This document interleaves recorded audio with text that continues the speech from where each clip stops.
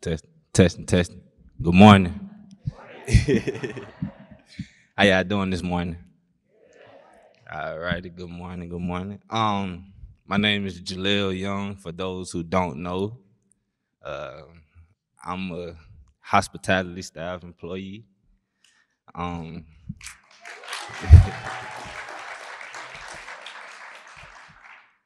I got a question for you guys.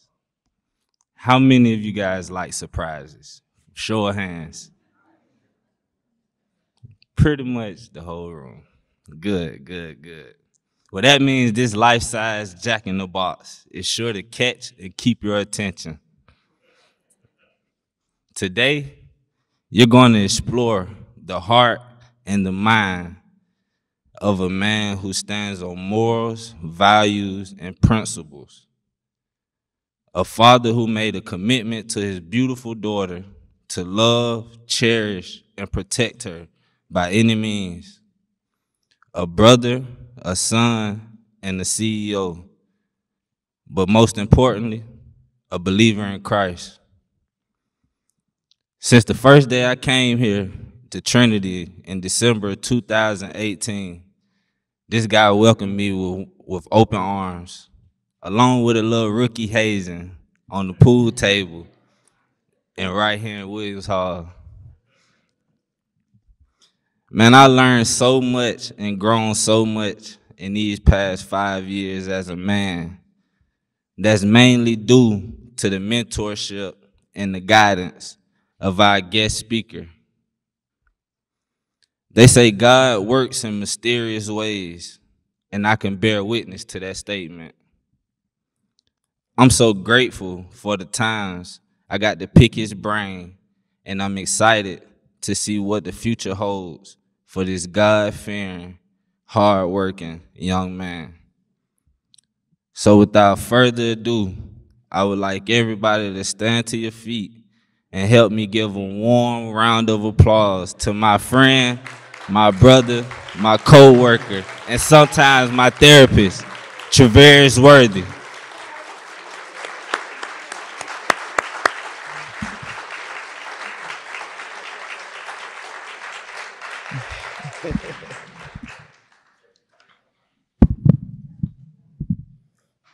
So good morning. So first I want to start out by saying thank you, Jaleel, for such kind words and a nice introduction. I don't even know how I'm gonna go after this. Really, I told him to keep it short. I said, it's my class, don't say nothing, but just write something small. But the beautiful thing is it came from his heart, and also that's my spiritual brother. Next, I want to start off just like Alan and open us up in prayer.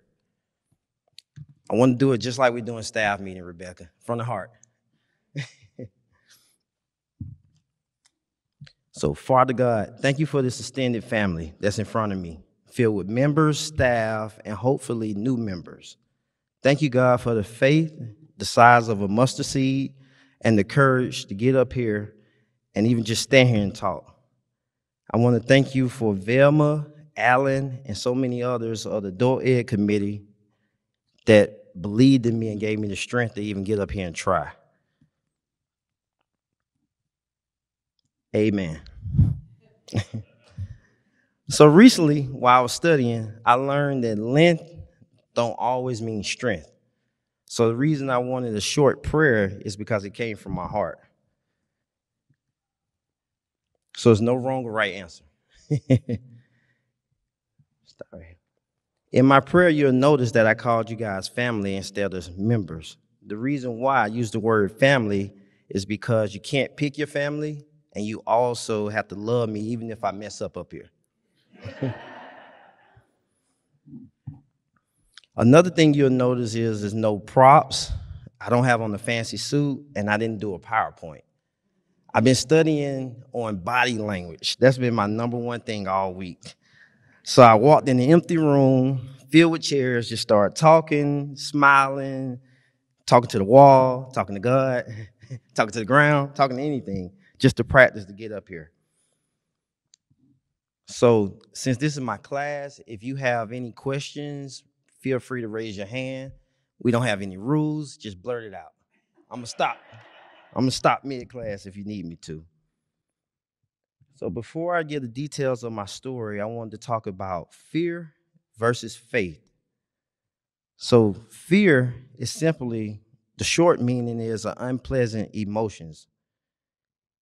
Today I had a lot of different emotions. Funny thing is, on the way in, I said, hey, this is God talking. The road was shut down. So I called Lucy and said, hey, my voice going out. I can't do it today. I cancel. Lucy laughed and said, she said, come on in, just stand up there and look crazy if you have to.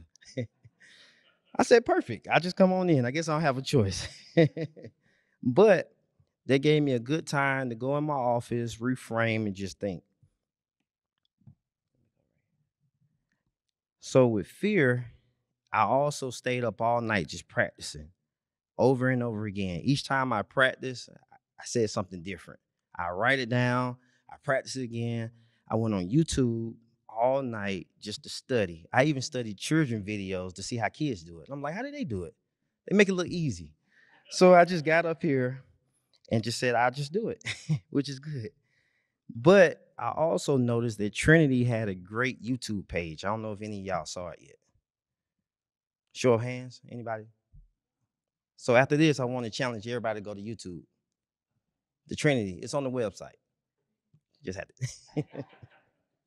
Yes, on the YouTube. I'll show you how to do it.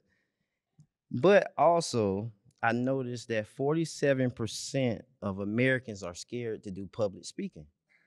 That's including doctors, athletes, musicians, anybody you love. They're scared to go up and just talk about their life. I also noticed I couldn't do a video on my own life. I couldn't find one. So I said I had to improvise. So I went in my office again, wrote down many things about myself. I had like 14 pages. I had to cram it in 2. Funny things about fear also with public speaking, they say zone out in the room. But I decided to look at everybody. All y'all are family, which is good. Examples of faith. So faith is what we believe, but we can't see. That's the short definition. The examples of faith, I'm gonna start out with Karen Simmons. Monday, she walked past me and she said, hey, are you nervous? I said, no, I'm not nervous. I was really nervous. But the good thing about that is, I said, she believed in me more than I believe in myself. So I got up, I said, I got to get up there and do something. What was even worse was Lucy, Thursday. Lucy walked past me and Lucy said, hey, are you nervous? I said, no. Again, I lied again. I'm like, no, I'm not nervous. I did this 100 times. But what I noticed with Lucy, when she passed me in the hall, she smiled. She said, hey, just get up there, be yourself. She said, tell your story. You're going to have family, friends in the room. They would love to hear it. So thank y'all for even showing up. But the funny thing with Lucy is also a pastor. She's done this a million times. So that's the wrong person to get advice from. So I asked my daughter when I got home last night, I said, show of hand, thumb up, thumb down. That's what we do with my cooking. If she don't like my cooking, she'll give me a thumb up, a thumb down. Usually it's thumb down. But it's cool.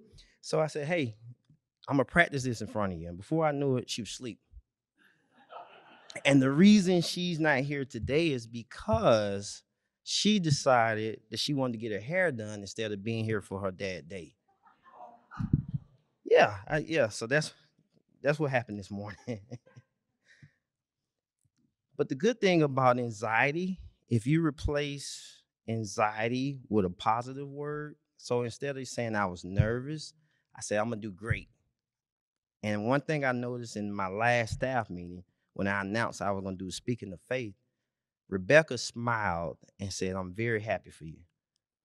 She didn't smile the whole meeting until I said that. So I said, you know what? I said, I got to do it now. So, that made it better. So let me tell y'all a little bit about my story, my timeline. I was born 1987 in Atlanta, Georgia. I'm not a Grady baby, Georgia Baptist, which was Atlanta Medical. They changed it. I lived here my whole life. I have a half brother and 2 sisters, but I'm the only child for my mom. So I got the only child syndrome, if you can probably see.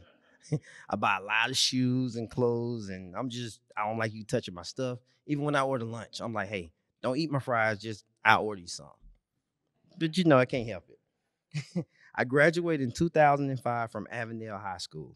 I worked part-time UPS and CVS, and I've been here 11 years. I'm only 35, so I didn't have a lot of jobs, so which is good. So, but I learned my customer service skills from CVS and UPS. I learned how to walk up to strangers, of course. I was part-time manager at night, and people would buy stuff in the morning but return it at night. So I had to learn how to say no. Because there's a thin line between saying yes and no. And then people love you when you say yes, but when you say no and stand on it, you're the worst person in the world, which I learned that also. I graduated from Avondale High School in 2005. Let me go to my second page. You know, I started here in 2013 as a custodian. And 2015, I had my daughter, Cadence Worthy. She's my twin. She looked like me. I can go on and on and tell you about her. She loved karate, everything. She's my everything.